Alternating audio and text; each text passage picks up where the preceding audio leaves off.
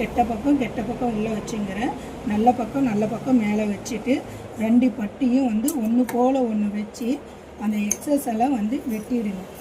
சரிங்களா? அங்கே பாருங்கள், இந்த எக்ஸஸ் எல்லாம்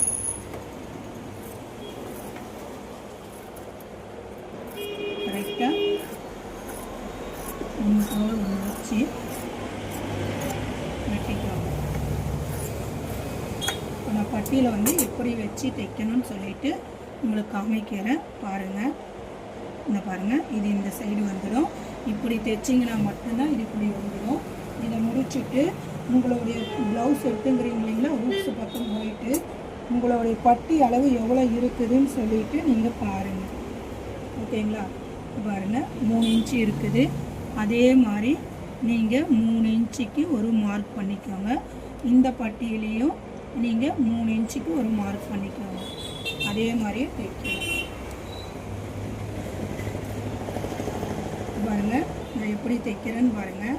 இந்த பட்டியை எடுத்து வச்சுட்டு ஒரு சைடு மட்டும் எடுத்து இதை வச்சுட்டு இப்படியே தைச்சின்னு இங்கே வரைக்கும் வாங்க.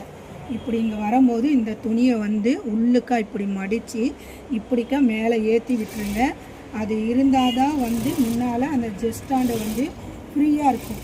எங்கள் ஸ்டூடெண்ட்டு என்ன பண்ணிடுறாங்க, சேர்த்தி அடிச்சிடுறாங்க. இங்கே பாருங்கள், இந்த மாதிரி வந்துடணும். முக்கோண ஷேப்பு இந்த மாதிரி வரணும். நீங்கள் வந்து இப்படி ஏற்றி அடிச்சிடாதீங்க. இப்படி முக்கோண ஷேப்பு இப்படி வரணும். பாருங்கள், நான் அடிக்கிறேன். ஒன்று மேலே ஒன்று இன்னொரு தையல் போட்டுக்கோங்க. போட்டுட்டு அடுத்து வந்து ஒரு அமுக்கு தையல் போடணும். அது எப்படி போடணும்னா, இந்த பீஸ் எல்லாமே மேல் சைடு வந்துடணும். மேல் சைடு வந்துட்டு பாருங்கள், இப்படியே வந்து ஓகேங்களா? இங்கே பாருங்கள், இப்படியே வந்து அடிச்சிக்கோங்க. அது மேலே இன்னொரு தையல் போட்டிங்கன்னா நல்லா ஸ்டெப்பாக நிற்கும். ஒரு 1/2 இன்ச்சு கேப்லேயே இப்படியே அடிச்சிக்கோங்க. ஓகேங்களா? இதே மாதிரி அந்த பக்கம் பட்டையும் நீங்கள் வந்து இது பண்ணிக்கோங்க.